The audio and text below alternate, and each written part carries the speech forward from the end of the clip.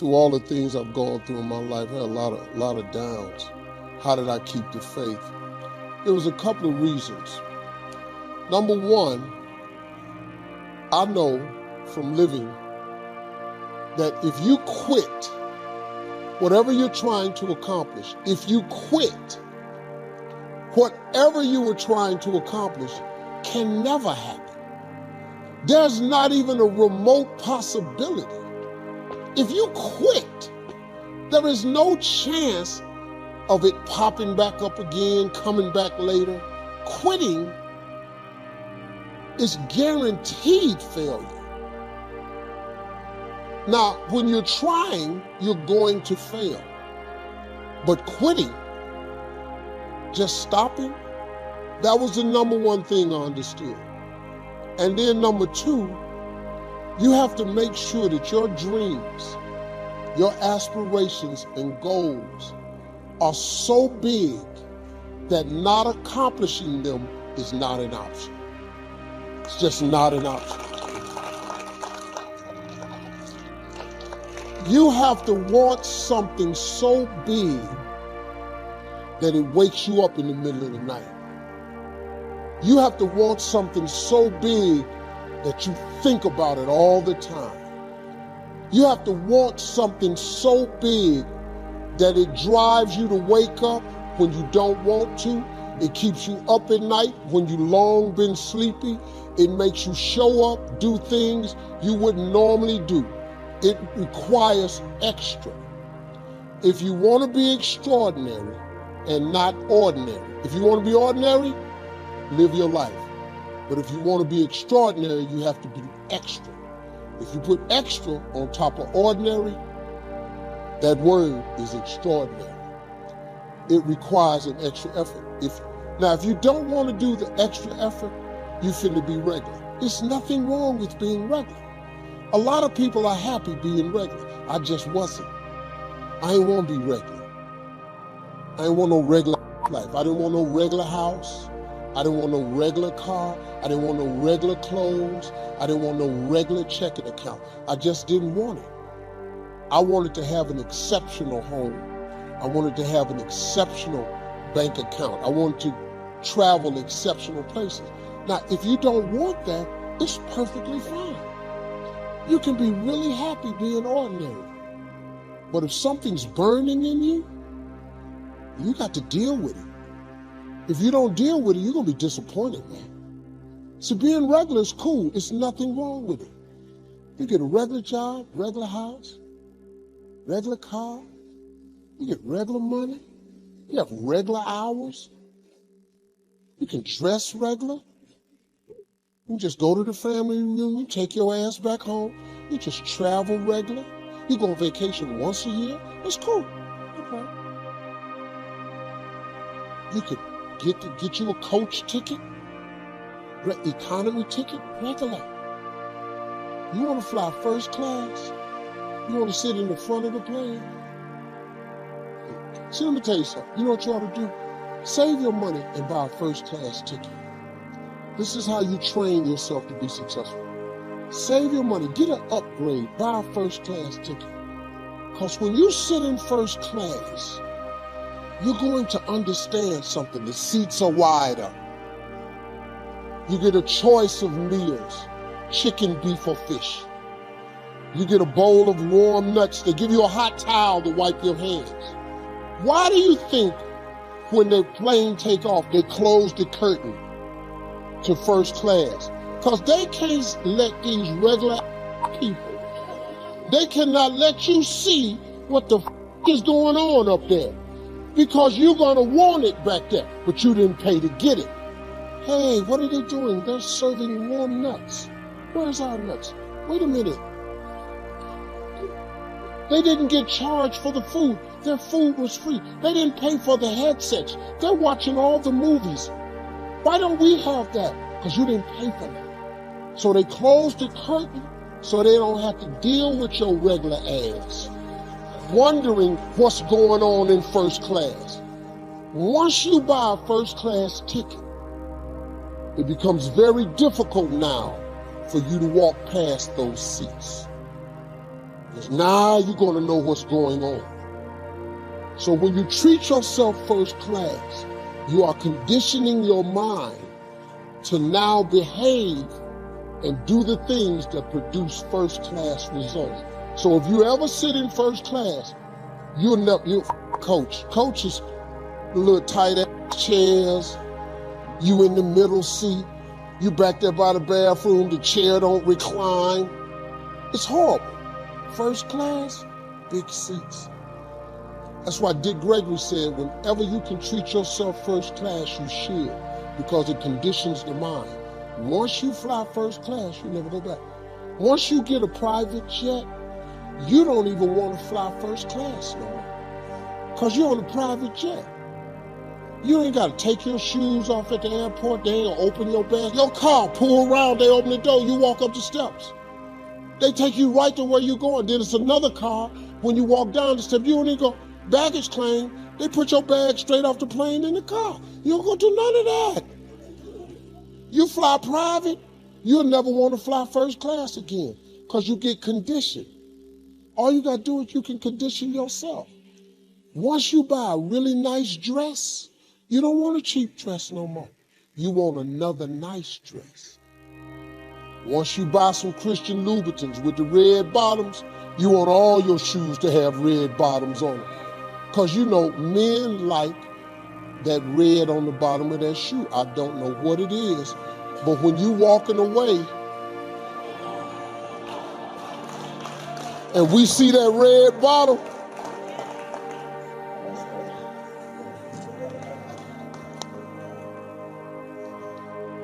I'm telling you, man, being successful is a mental condition. You can all mentally condition yourself to being successful. All you got is your mind. You in control of it. Now there's two ways to face the future. One, with apprehension. Number two, with anticipation. Guess how most people face the future? With apprehension. Why? Major reason why. They don't have it well designed. They've left the design of their future to somebody else. And if you don't make plans of your own, guess what? You'll probably fall into someone else's plans. Guess what someone else may have planned for you? Not much. You got to make a list of this not much stuff. I'm telling you, people all their lives count on this not much list. If all of your negative relatives all turn positive, what'll that do for your future? Not much. If prices come down a little, what'll that do for your future? Not much. If the economy gets a little better, what'll that do for your future? Much. If circumstances get a little better, what'll that do?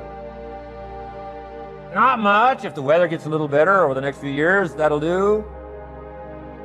Not much. I mean, you could go right down this whole scenario list. Most people all their lives, with their fingers crossed, count on this not much list. That's why 10 years from now, they'll be driving what they don't want to drive, living where they don't want to live, wearing what they don't want to wear, doing what they don't want to do, having what they don't want to have, maybe become what they didn't want to become. And it all starts by counting on something that's not going to count much. You say, well, then how can my life dramatically change? You got to count on yourself. And here's one of the things you got to count on: your ability to design the future. It's called the promise. And the promise of the future, if you'll design it well, can have an awesome effect on your life.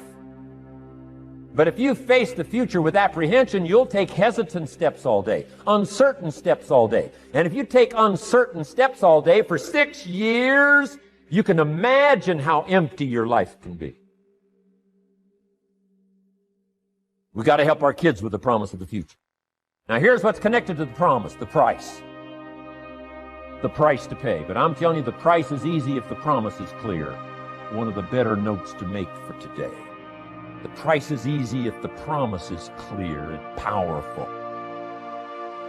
But the price seems almost too much to pay. Too much to get over, too much to accomplish if the promise isn't clear, if the promise isn't powerful. I'm telling you, kids will pay the disciplines if they can see the promise.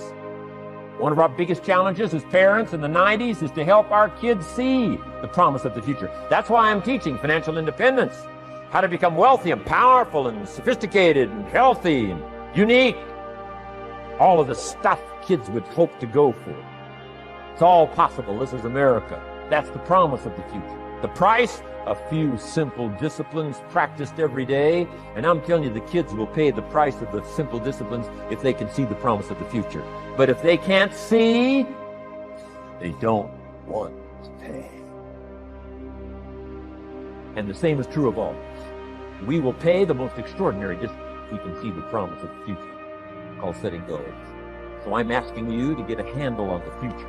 I'm asking you not to leave it to anyone else. Don't leave it to the company. Companies got their own goals. I'm asking you to set your own goals, your personal goals. Income goals and financial goals and health goals and spiritual goals. And where do you want to go and what do you want to do and what do you want to see and what do you want to be? That's it. Promise of the future. Design your own future within your hands, your capacity. Here's how simple now goal setting. It's not mysterious. You don't have to anchor, you don't have to focus, you don't have to visualize. None of that. Here's how simple goal setting is. Changed my life. Decide what you want and write it down. I mean, that's how profound this stuff is.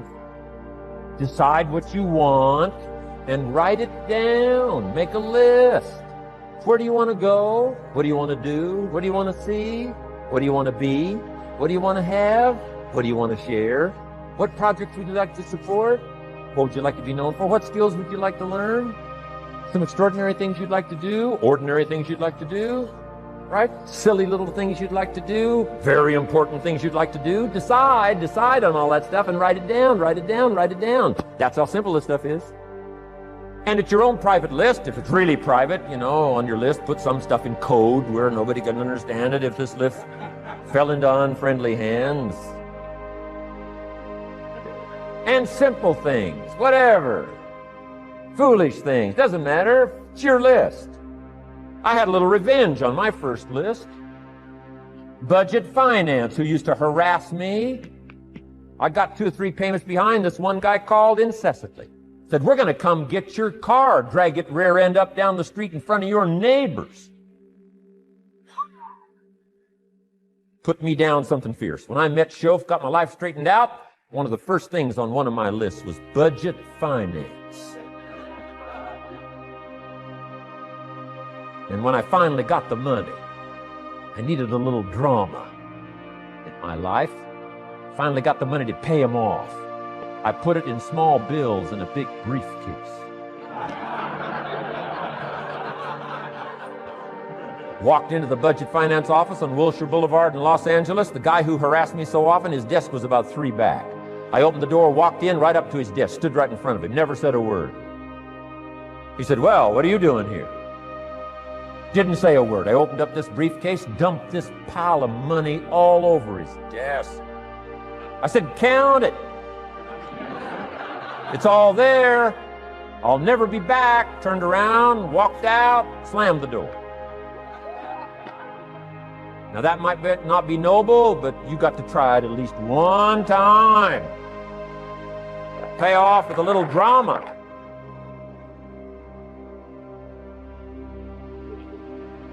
Got to check them off my list. Keep your list with you. I keep my list in my journal so that I can go back. 5 years ago, here was my list. And I'm a little embarrassed. Here's what I thought was so important now. How my philosophy has changed. From 10 years ago, 5 years ago, 3 years ago. Here's my old list. Here's my new list.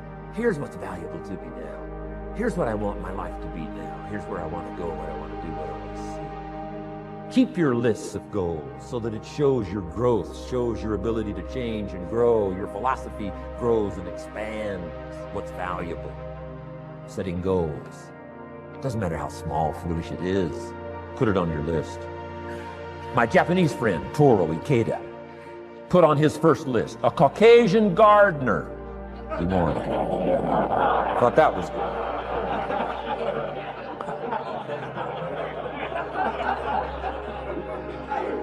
I like that. Have you got this profound thing now on setting goals? Here's how profound it is. Decide what you want, write it down. Get together with your wife, decide. Get together with your kids, decide. Get together with your business colleagues, decide. Write it down, make a list. Okay, that's how easy it is. Now let me give you one more scenario on setting goals. When I started making my first list, Mr. Shoaff said, Mr. Rohn, looks like we're going to be together for a while. He said, I've got a suggestion for you. He said, I think one of the first goals you ought to set, you're a 25-year-old American male. Sure, you've made some mistakes, but now you're on the road to better things. You got a family, worth it. Reasons makes the difference. And he said, you've got every reason to do this. He said, why don't you, among all the goals you're going to set, he said, why don't you set a goal to become a millionaire? A millionaire. This is America. All the possibilities are available. Why don't you set a goal to become a millionaire? He said, it's got a nice ring to it. Million. Enough zeros to impress your accountant. And he said, here's why. Now I thought, the man doesn't need to teach me why. I'm thinking, wouldn't it be great to have $1 million? He said, no, that's not it. Here's why. And I had one of the greatest lessons I ever learned, and I'm about to share it with you. This will be worth the price of being here today if you can capture what I'm about to share with you. Babysitter fees, whatever else you pay. Some of you missed some sales today to be here, so this is a costly day for you. But what I'm about to share with you changed my whole life. Here's what Mr. Shoaff said. Set a goal to become a millionaire. And he said, here's why. For what it will make of you to achieve it. And I got one of the greatest classes in one sentence I've ever received in my life. Set a goal that'll make you stretch that far. For what it will make of you to achieve it. What a brand new reason for setting goals. What an all-encompassing challenge to have a better vision of the future. What for? To see what it will make of you to achieve it. And here's why. The greatest value in life is not what you get. The greatest value in life is what you become. Major question to ask on the job is not, what am I getting here? That's not the major question. Major question to ask is, what am I becoming here? It's not what you get that makes you valuable, it's what you become that makes you valuable. So Shoaff said, set a goal to become a millionaire. For what it will make of you to achieve it. Then he said, when you finally have become a millionaire, now, he said, what's important is not the money. I thought, wow, I've got some more to learn. He said, no, Mr. Rohn, I'm telling you honestly, you could just give the money away. Now, I did better than that, right? I told you. I lost it all. I'm rich by the time I'm 31. I'm a millionaire. I'm broke by the time I'm 33. So I didn't have to give it all away. I lost it all. Foolish mistakes I made. That I'm a farm boy from Idaho. That early money drove me bonkers. I used to say, how many colors does it come in? I'll buy them all. I went crazy over that first money. I just went crazy. And then I made that one foolish mistake, right? Continuing guarantee. I mean, I'm so naive off the farm. I don't know what continuing means. And a few other mistakes. And by the time I'm 33, I'm broke. Now I've made and lost millions since then. But what an experience that was. And I'm telling you, the man was right. When I finally was broke at age 33, guess what I discovered? My money did not mean that much. It represented only a fraction of all my assets. Shoaff said, once you become a millionaire, Mr. Rohn, you can give all the money away. Because he says, what's important is not the money. What's important is the person you become. Now, let me give you the key phrase on setting goals. Set the kind of goals that will make something of you to achieve them. Set the kind of goals that will make something of you to achieve them.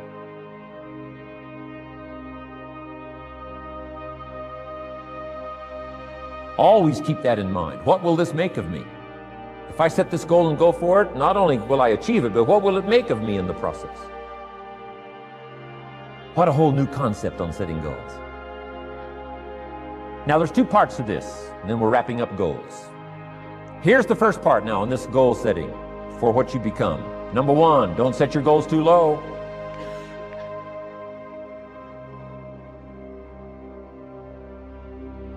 Interesting, we teach in leadership. You'll find it on the cassettes. Don't join an easy crowd. You won't grow. Go where the expectations are high. Go where the demands are high. Go where the pressure's on to perform, to grow, to change, to develop, to read, to study, to develop skills. I belong to a small group. We do business around the world. You cannot believe the expectations at that level. What we expect of each other in terms of excellence, far beyond average. Why? So that we can each grow, so that we can receive from the group, we can contribute to the group, something unprecedented. It's called living at the summit. Go where the demands are high. Go where the expectations are strong, so that it'll provoke you, push you, urgently insist that you not remain the same for the next couple of years, the next 5 years, that you'll grow and change. So don't set your goals too low.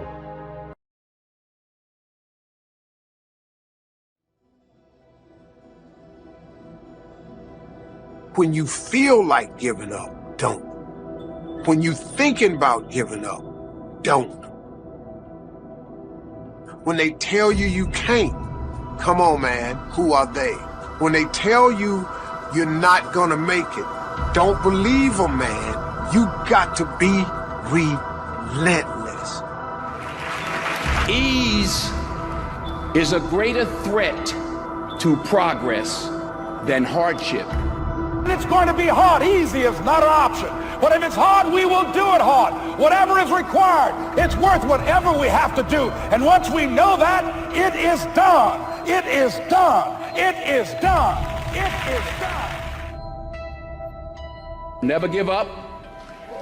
Without commitment, you'll never start. But more importantly, without consistency, you'll never finish. Keep working. Keep striving, never give up, fall down 7 times, get up 8. See, we're talking tonight about pruning, talking about what needs to stop that we might start the right thing. What do we need to break up with so we don't break down in the future? Because so many of us tonight, as I'm preaching, you're starting to go to the habits you need to stop. You're going to the thought process you need to stop. Some of us in this room, there might be a deeper fundamental truth. And the deeper fundamental truth in the simplicity of it is that some of you in this room, you just have to stop stopping. Until you have had the taste of finishing, you will not respect yourself. Tears and struggles and pain, and you go through it anyway, and you continue to fight on no matter the circumstances. After a while, something begins to wither inside of you. You may not understand why it's taken so long, why it hasn't turned out the way you thought, why you're in a lonely season. But everything you've been through was to strengthen you, to develop you, to prepare you. God wouldn't have allowed it if it wasn't part of the process. Without it, you couldn't give birth to what's in you. Keep passing the test. Keep doing the right thing, then your time is coming. Your baby is on the way. What God promised, He will bring to pass. As thy days are, so shall thy strength be.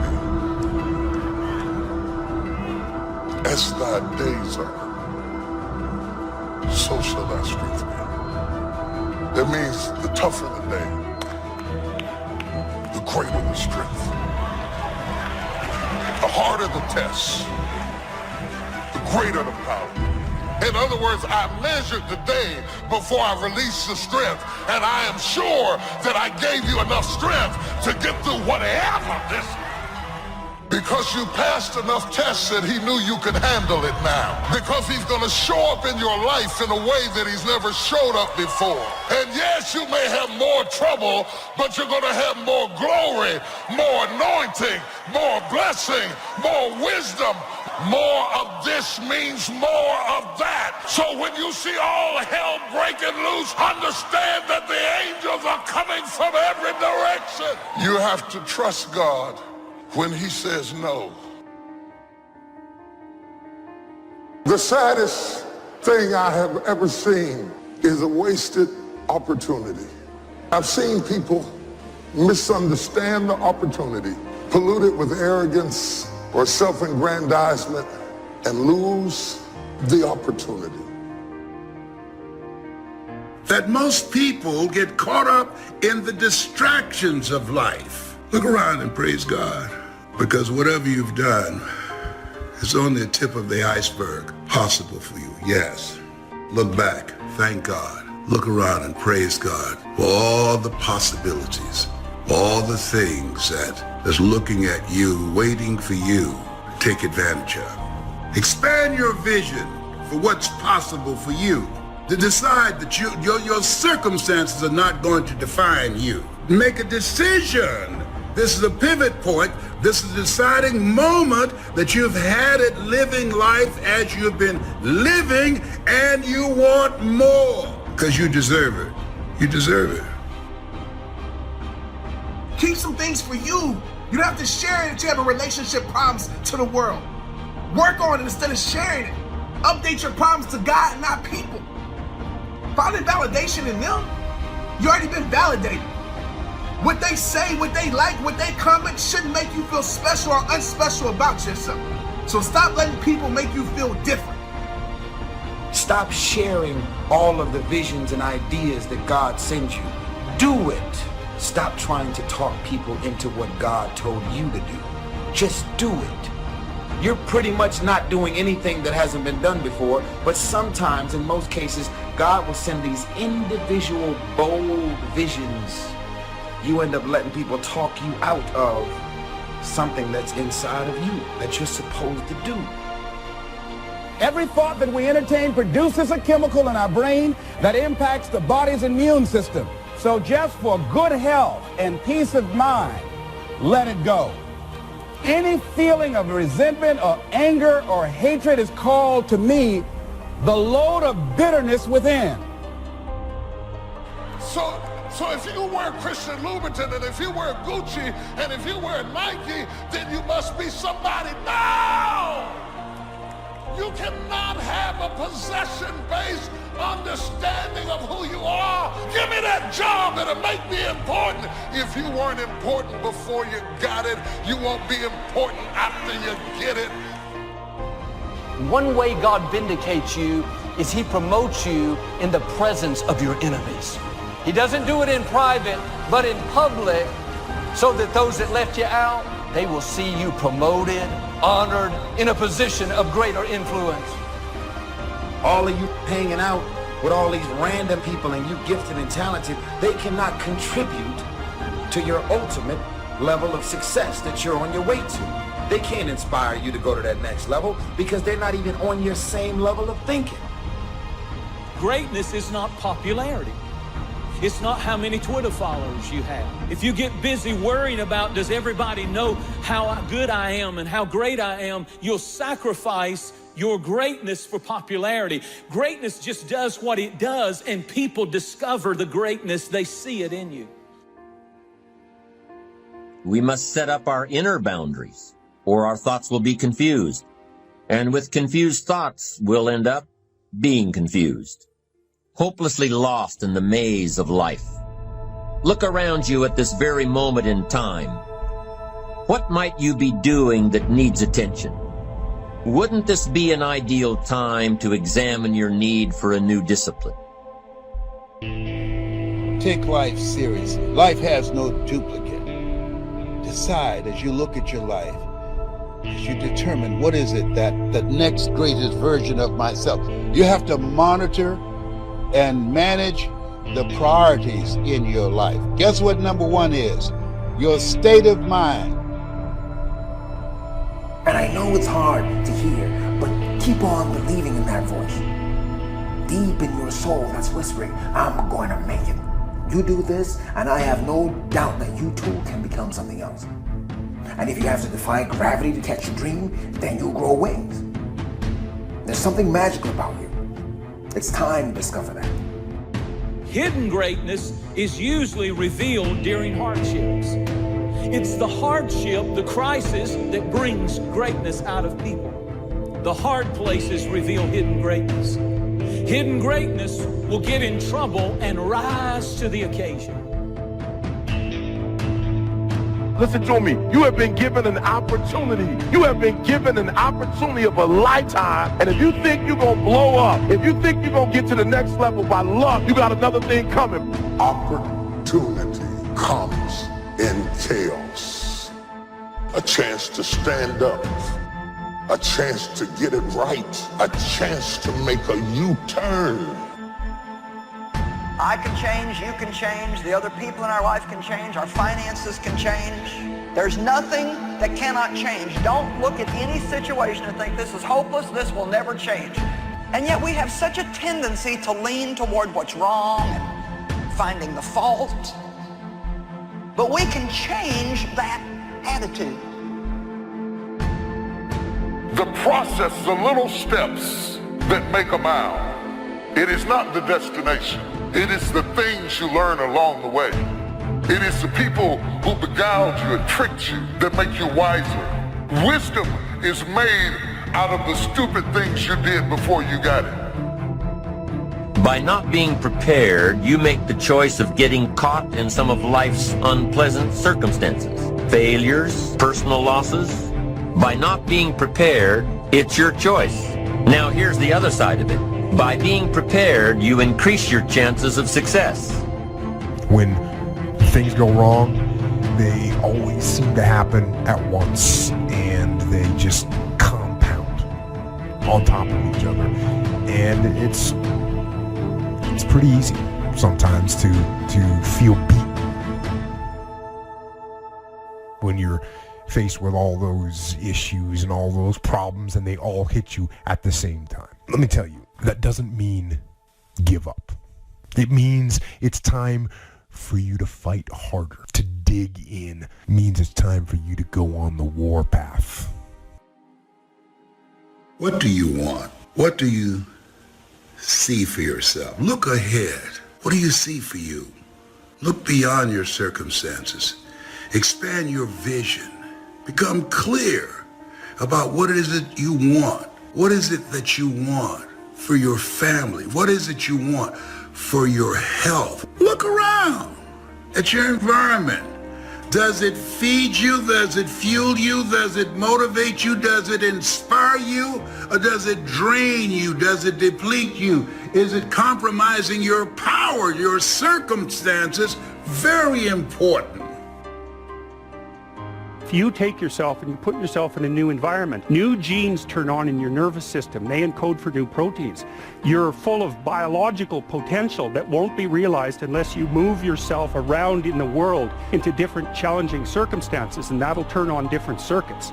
It's that by exposing yourself to different environments, you put different physiological demands on yourself all the way down to the genetic level, and that manifests new elements of you. Because you take yourself out of your dopey little village, and that's just the little bounded you that everyone knows and that isn't very expanded. And then you go somewhere dark and dangerous, and while you do that, you have adventures and they toughen you and pull more out of you, partly because you're becoming informed. Time and change are the raw materials of life. These are two things you can't stop, and they keep moving, and they build your life. Time and change are building blocks. In other words, time and change are the only commodities in life that every human have in common. All of us are given 24 hours every day. A lot of people are just showing up in life. A lot of people just get up in the morning, go to the job just to pull a check down, watching the clock coming in. So you want to be a different kind of person as you forward your life. If you're going to do it, it's worth your time, your energy. You've got some expectations from this. I do not let people waste my time. If there's considerable time that passes between the moment of awareness and the time of our implementation, then that is called procrastination. Doing it tomorrow instead of today, an almost exact opposite of discipline. The voice within us says, get it done. Discipline then says, do it now, tomorrow, and always, until finally, the worthy deed becomes instinctive. Doubt comes from the suffer. It comes from a loss. It comes from fear. It comes from the sacrifice. And so just remember this. You're supposed to suffer and sacrifice. What are you willing to risk in order to make your dream come true? Nothing ventured, nothing gained. You're going to take a risk. Maybe it's financial. Maybe it's a risk of looking bad. Maybe it's a risk of failing, of falling on your face, of going broke, of going through anxiety. What are you willing to risk in order to win? You're not doing it for their sake, you're doing it for your sake. That poison is contaminating your life. When you release it, you'll step into new levels of freedom. Is there something you need to let go of? Bitterness, anger, how someone treated you? It wasn't right what they did, but you're forgiving so you can be free. Dreams motivate us. Dreams energize us. In all of your getting, get a dream in your life. A dream is the inward picture of the future you desire. And don't act like it's not important. And when God is going to do something in your life, He'll give you a picture first on the inside of where you're going before you ever get there. And He says, live into that dream. Use your power to change things, not to complain about your situation. Use your power to recreate things, not talking about where you are. Use your power because you've been given authority and dominion over everything. Exercise it. Don't give it away. Look ahead. What is it that God is calling you to do? What's in your heart? Because where your heart is, there your treasure is also. What's in your heart? That's a calling. You were created on purpose, with a purpose. You're still here regardless of what you've gone through. You're still here regardless of what you've done and all the things that you've done that you shouldn't have done. You are still here for a purpose, for God's purpose. You can change whether or not you go for the skills, multiply your value by 2, 3, 5, 10. That you've got charge of. That you have control of. You don't have control of the constellations. Learn some new skills. You have control over that. What's the biggest problem?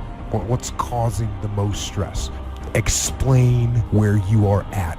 Be blunt, be upfront, and then give them the simple plan of how you're going to get things back on track. You give it to them straight, right? You're falling behind at work. Talk to your boss. Face it. Tell him you're going to get after it. And tell him that you're 100% committed. It won't be easy. It will be hard because life is hard. That's what life is. I know people do things that hurt you.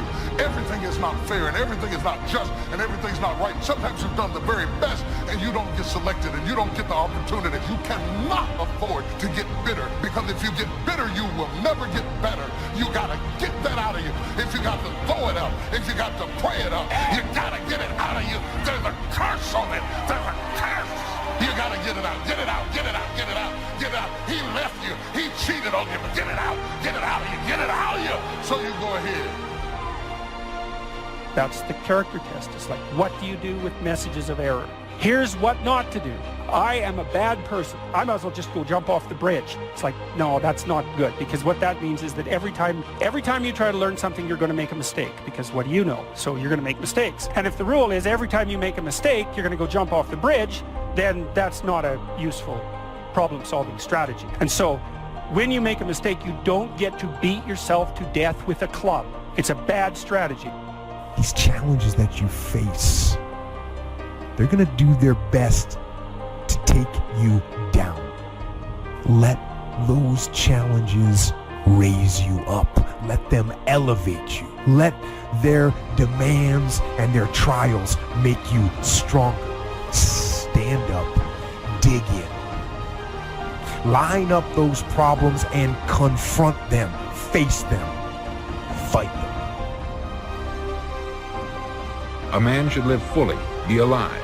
He should be glad to get out of bed in the morning. He should be doing a job he likes to do because he does it well. My years in the newspaper business have convinced me of several things. Among them, that people are basically good, and that we came from someplace, and we're going someplace. So we should make our time here an exciting adventure. The architect of the universe didn't build a stairway leading nowhere. But for this whole process to work for us, we must first master the art of discipline, self-discipline. Consistent self-discipline. It takes consistent self-discipline to master the art of setting goals. If we don't make consistent self-discipline part of our daily lives, the results we seek will be sporadic. Become aware of what your needs are. Develop compassion for yourself despite your human defects. You will never be perfect. You will never be perfect. You're human. You've made a lot of mistakes. It takes a consistent effort to truly manage our valuable time, or we'll be consistently frustrated. Our time will be eaten up by others whose demands are stronger than our own. You can't be in price tag mode. What's it cost? What's it cost? What's it cost? You never get what you want. Decide in advance what it's going to cost. Successful people don't negotiate the cost of something. They negotiate whether it's worth it. If you're a person who's always thinking about what it's costing you in the sacrifice towards your dream, you're always going to be negotiating it.